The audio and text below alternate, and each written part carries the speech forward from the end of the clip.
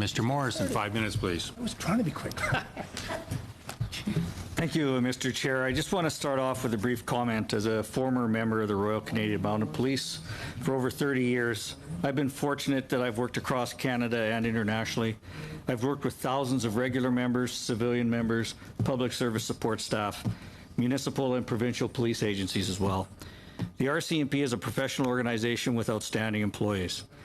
I am proud of my service and confident the RCMP policing in Canada, and want to recognize the members of the RCMP who live in our communities.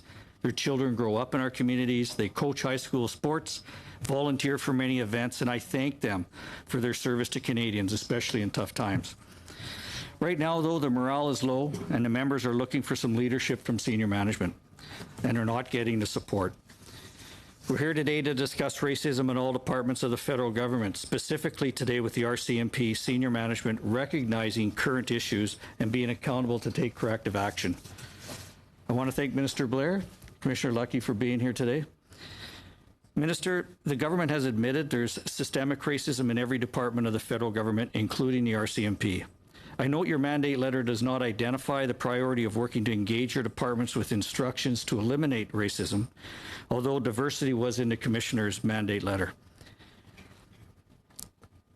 Mr. Minister, can you tell or explain why the Commanding Officer's Cultural Diversity Advisory Committee in British Columbia was dissolved? And I don't have the answer to that question because I'm not familiar with it. Okay. But I could perhaps turn to the Commissioner if you want that question answered now. This is news to me, but it possibly could be because when we brought in gender and gender committees, many of the people in the diversity committee and the gender and harassment committee, there was a meld of that because we created the gender and harassment committees, which included diversity. So they might have rebranded it. And that is it's a bit disappointing, but I was fortunate to be the chair of the Commanding Officer's Cultural Diversity Advisory Committee a few years ago. I will follow up. And the importance of that committee to help bridge the gap between law enforcement and our diverse communities, listening to what the communities say, understanding their issues and concerns.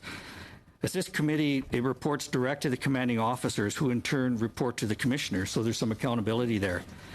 I would strongly recommend the Public Safety Minister reintroduce the Commanding Officers Cultural Diversity Advisory Committee across Canada. This will ensure that the commanding officers who report to the Commissioner will be accountable for taking action and not just lip service. Also introducing a similar committee across the public safety portfolio. Ensuring performance agreements of your senior management is reflective of this accountability. Mr. Minister, can we count on your support? Well, I'm very interested in your proposal. I will tell you from my own experience, I actually had 17 different community advisory committees in my small police service. And of course, the challenge for the RCMP would be much larger being a national service.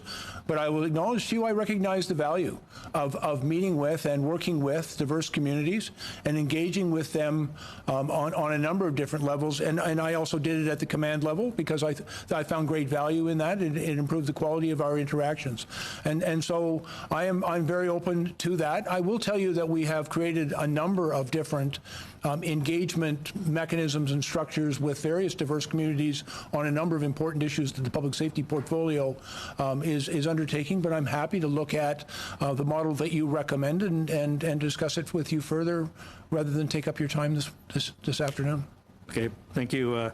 Minister, when your government appointed Commissioner Lucki, did you make addressing and eliminating systemic racism within the RCMP part of the mandate?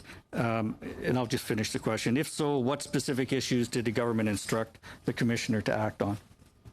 Yeah, the Commissioner's mandate is quite broad and deals with a number of issues of diversity and inclusion, but it did not speak specifically, in my recollection, to the issue of systemic racism more broadly.